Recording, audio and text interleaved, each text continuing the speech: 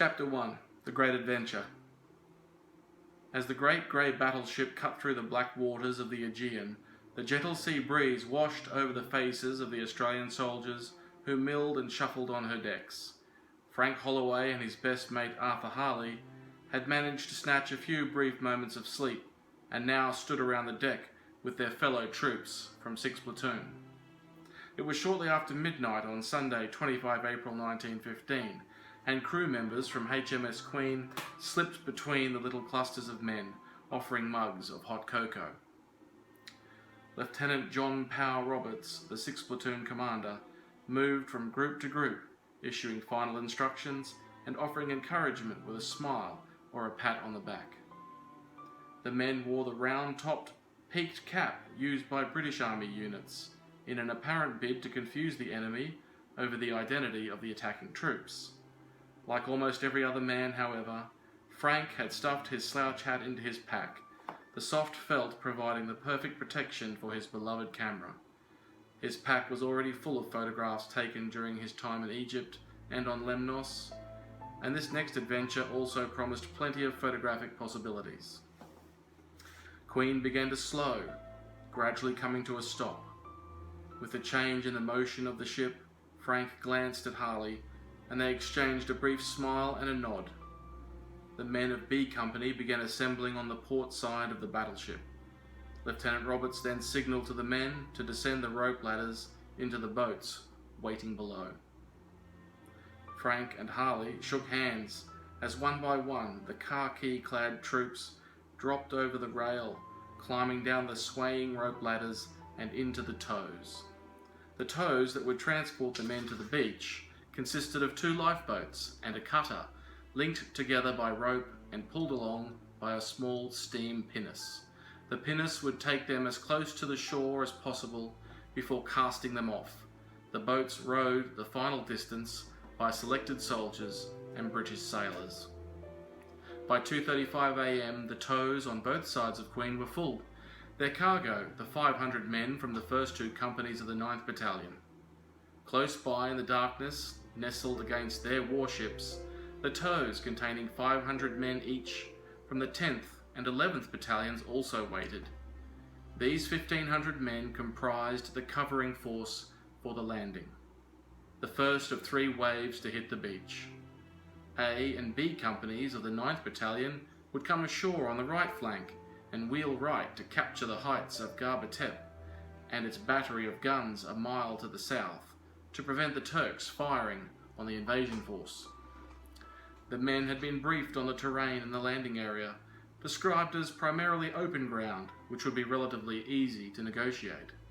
Time and time again, the men of the covering force had been told that it was essential they moved inland quickly, capture their objectives, and act as a screen to protect the main landing force.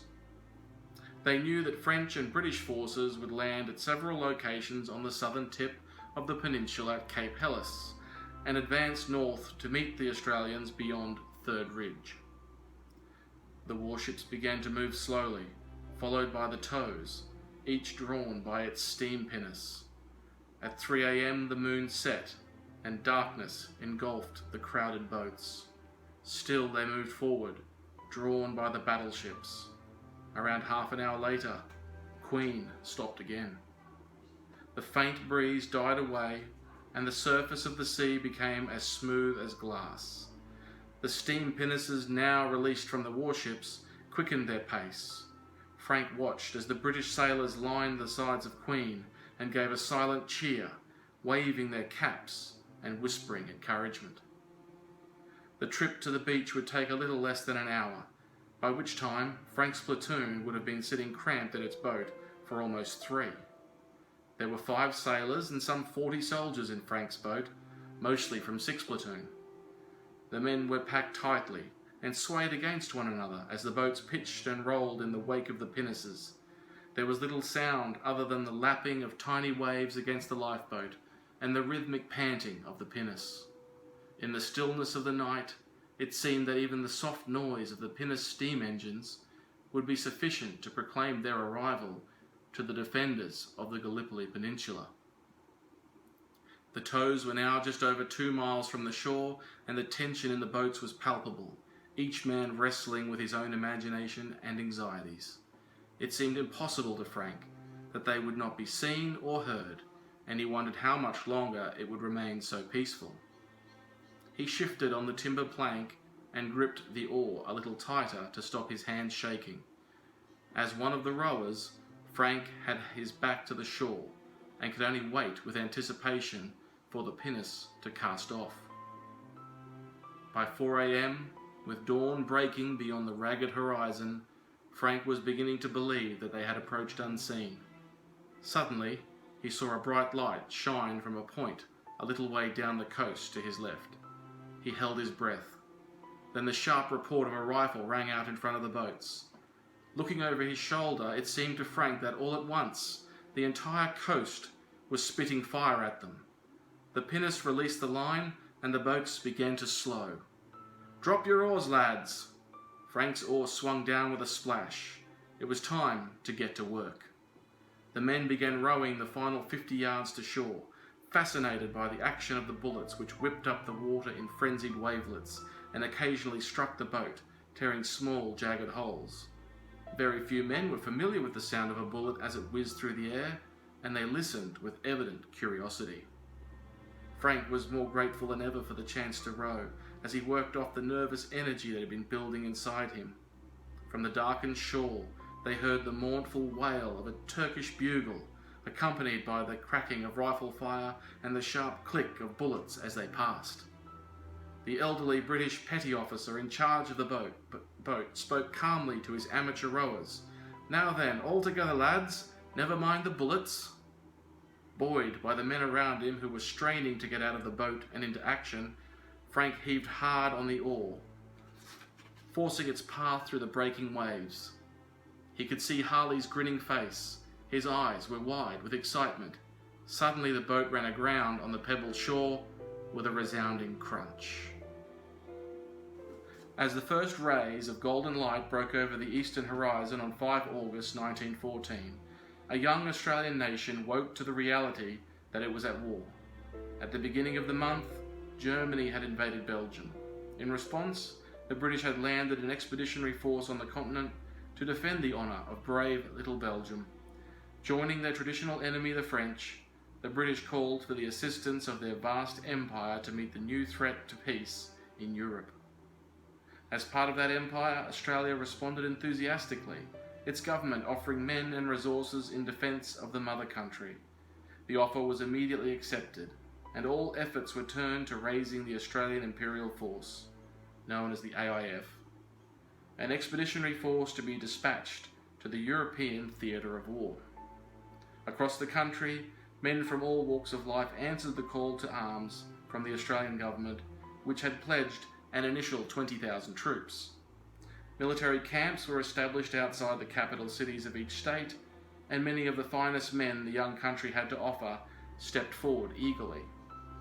The main recruiting centres were located in the capital cities, while regional centres such as Roma in Western Queensland were initially tasked with sending small numbers of their best militia-trained men in an effort to ensure a cross-section of experience and youth and to manage the flow of recruits. On Thursday afternoon, 6 August, just a day after Australia's official entry into the war, Frank Holloway was cantering into town on his horse when he heard the cheering. As he entered McDowell Street, he was greeted by a scene of near chaos. Men were running madly around and horses galloped along in a cloud of dust, almost hiding their riders. Arthur Harley burst suddenly from one of the local stores, waving his hat. "Frank, where have you been? We have to report at the drill shed. Come on, mate." Frank grasped his mate's proffered hand, pulled him up behind him, wheeled his faithful mount around, and headed straight for the drill shed. Among the first men to report that afternoon, they were welcomed by the acting commander of F Company, 11th Darling Downs Infantry Regiment, Lieutenant Lewis W. Crystal. Frank had grown up with the Crystal brothers and their families were old friends. With the declaration of war, Crystal had been appointed recruiting officer in Roma. He had been instructed to ensure a rigorous selection process, and only accept the most suitable men, particularly those who had already gained valuable experience in local militia units. Many young men from the Roma district could claim service in the senior cadets and the 11th Infantry Regiment throughout the years preceding the outbreak of war.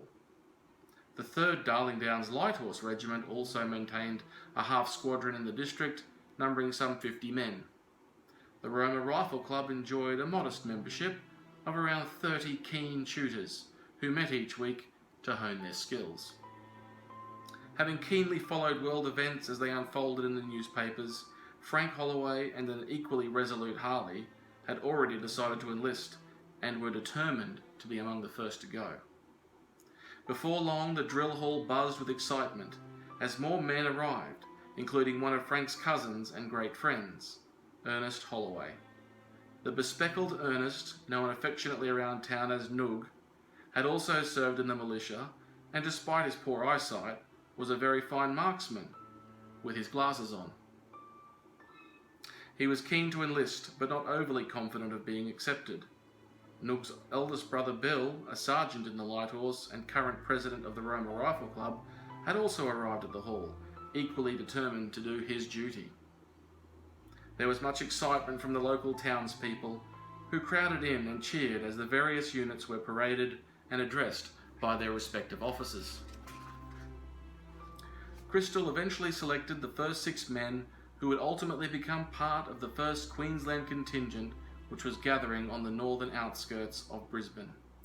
As one of those selected that day, an excited Frank later stood before his friend, took the oath of service, and became the first man to officially enlist in Roma.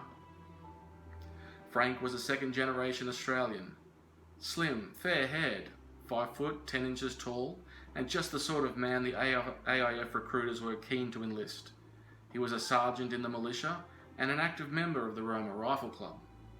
While a photographer by trade, Frank and his many cousins had been toughened by their upbringing in the harsh climate of southwestern Queensland, where water was often scarce and distances vast. An expectant Harley had stood beside Frank the entire time. While they were almost the same height, Harley was a stone heavier, had lightly freckled cheeks bracketing a quizzical smile, and a fine head of ginger hair. Crystal smiled and nodded as he realised that it would be almost impossible to separate the two. Thus Harley became the 2nd man to enlist in Roma. The childhood pals were delighted. Once Frank's enlistment became common knowledge, he was regularly stopped in the street by townspeople keen to wish him well. During the following week, he called on his Holloway and Miss Campbell cousins, aunts and uncles, and particularly his grandfather, George William Holloway. George had been born in Derbyshire, England, and had left in 1857 with his young wife Elizabeth, seeking a new life in a new land. He had been just 21 when he had settled in Bendigo, Victoria, before moving to Roma in 1882. Frank would be the first of 8 grandchildren, and 3 nephews George would fare well as they travelled back to the old country. He would not see Frank again, the old man dying in January 1917, long before the end of the war.